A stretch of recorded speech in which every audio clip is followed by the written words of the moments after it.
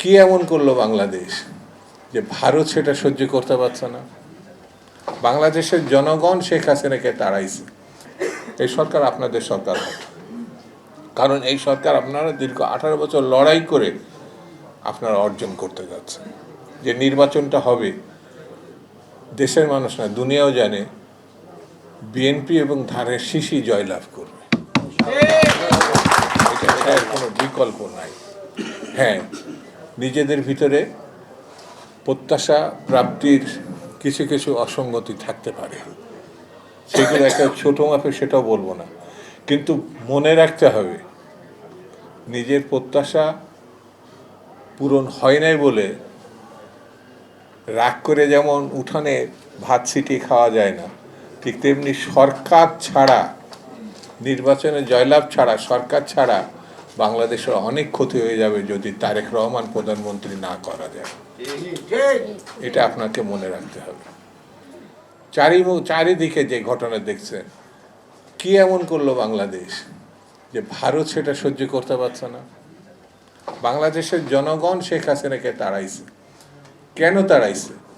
তিনি বাংলাদেশের 60 লক্ষ মামলা দিয়েছে, আসামি বানিয়েছে। 60 লক্ষ, পৃথিবীর আর কোনো জায়গায় এত মামলা হয়নি।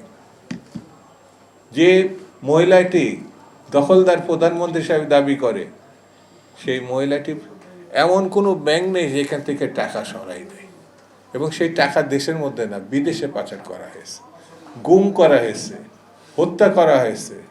আর জেলের মধ্যে কত মানুষের, এখানে যারা বসে আছেন সবাই কম বেশি 2-1 বার করে জেলে ঘুরে আসছেন, এবং আপনারা প্রবাসী ছিলেন বলে যে আপনারা মামলা থেকে বাদ ছিলেন এমনও না, আপনাদের নামও মামলা দেওয়া হয়েছে। সেই জন্যে এই মহিলাটা নিজের কৃতকর্মের জন্যে ধাওয়া খাইছে এবং জীবন বাঁচানোর জন্য পালিয়ে গেছে। এটা বাংলাদেশের ইতিহাসে এরকম দৌড় দিয়ে অন্য দেশে গিয়ে নিজের জীবন বাঁচাইছে এরকম প্রধানমন্ত্রী এর আগে ছিল। সেই জন্যে তার জন্যে যারা মমতা দেখান, তার জন্যে যারা এখনো পর্যন্ত মায়া কান্না করে, আমি তাদের বলবো এসব করে কোনো লাভ নাই। পরিণতি, যার যেটা পরিণতি সেটি তার কর্মের মধ্যে নির্ধারণ হয়ে যায়। তারও হয়ে গেছে, একটা ফাঁসি হয়েছে। আরও যেসব ছোট ছোট ছেলেরা ইউনিভার্সিটি, স্কুলের, কলেজের, তাদেরকে কিভাবে নির্বিচারে বছর 1.5 আগে হত্যা করেছে, এত সহজে ভুলে যাবে? এত সহজে তো বলার মতন না।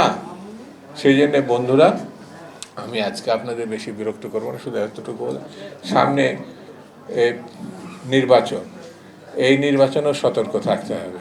যত সহজ মনে হচ্ছে, আমার নেতা কিন্তু বলেছে এত সহজ না, যে নৌকা নাই ধানের শীষ এমনি এমনি জিতে যাবে, এত সহজ মনে করেন না। নানামুখী ঘটনার আমাদেরই মোকাবেলা করতে হবে। আমরা যেমন ফ্যাসিস্টকে, গণহত্যাকারী শেখ হাসিনাকে মোকাবেলা করেছে, আগামী দিন আমাদেরকে গণতন্ত্র প্রতিষ্ঠার জন্যে ঐক্যবদ্ধ থেকে নিজের নিজের দায়িত্ব পালন করতে হবে।